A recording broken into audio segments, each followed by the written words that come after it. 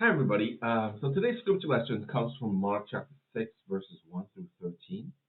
And if you'd like to read that first, you can pause the sermon video, go ahead and do so and read it first and come back.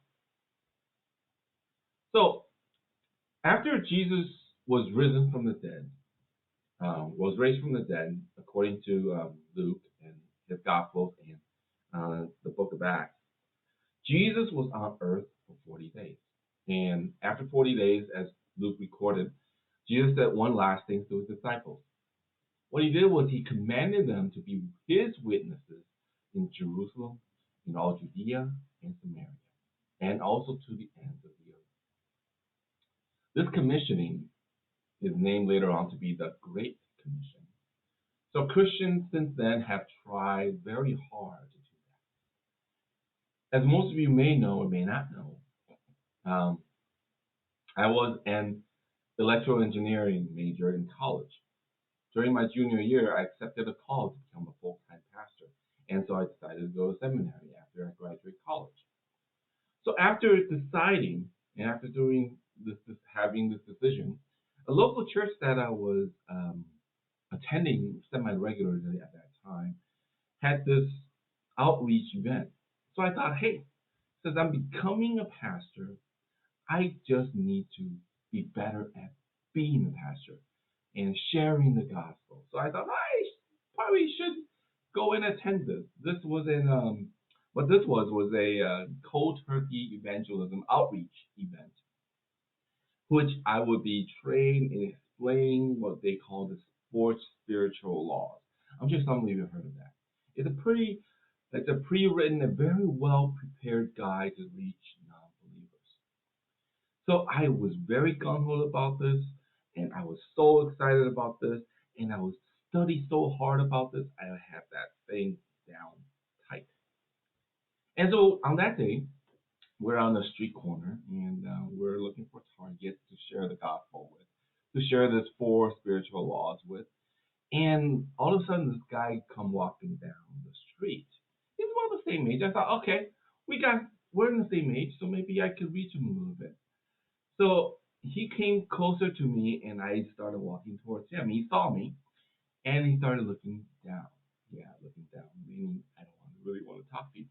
But I was very zealous, right? So I approached him. I said, "Hey, how's it going?" I was being a jolly old self, my jolly old self.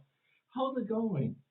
He's a nice person, so he just said, "I'm doing good. How about yourself?" We started talking, and even though he really wasn't in the mood of talking, I insisted, and he was nice enough just talking. So I, steered the conversation towards four spiritual laws, and I had that thing down as I was saying.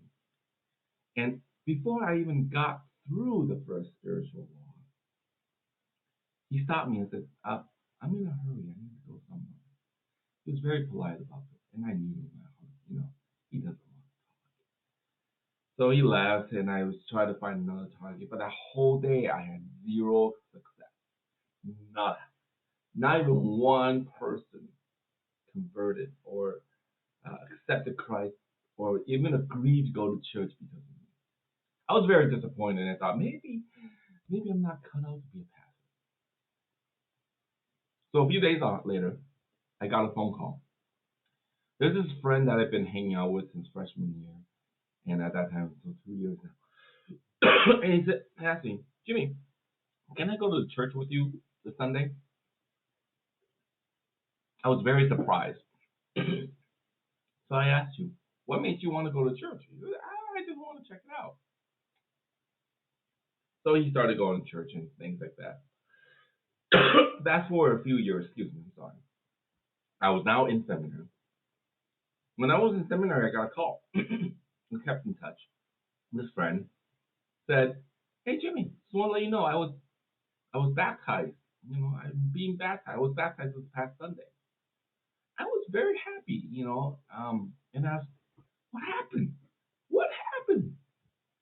And he said, "Honestly, Jimmy, it was you." I was very puzzled at that time because I had never shared any Christian thoughts with him. No spiritual laws were explained to him. So I asked, "What did I do?" So explain, you see, During our freshman and sophomore years together, he and two other guys from our dorm were clubbing buddies. Yes, your pastor went clubbing when he was at college. Yes, we would go out Friday night and they would um, partake in alcohol, and I would not. I never once did in those occasions. So I was the perfect designated driver. Since that went well, so they asked me if I could also go with them on Saturday night. They need another designated driver on Saturday night. I don't know. Sorry, guys, because I need to go to church on Sunday, so I never went out with them on Saturday night.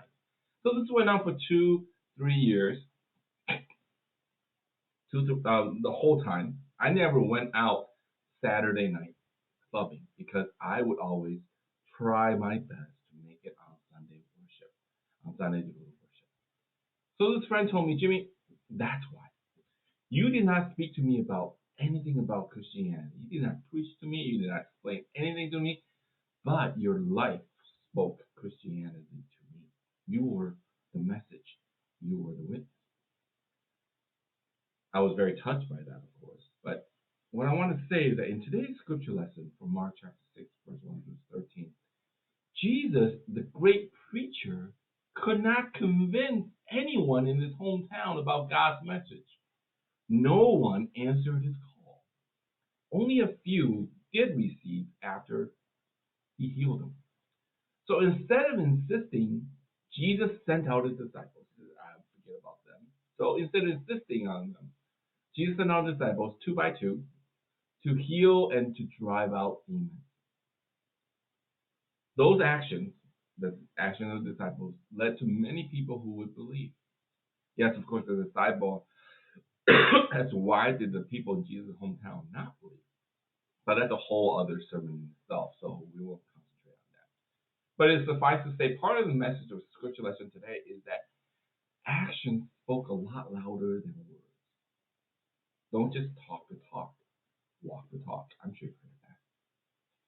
What we do as people, how we love people, how we love as people, influences others more than what we say or share what we believe in.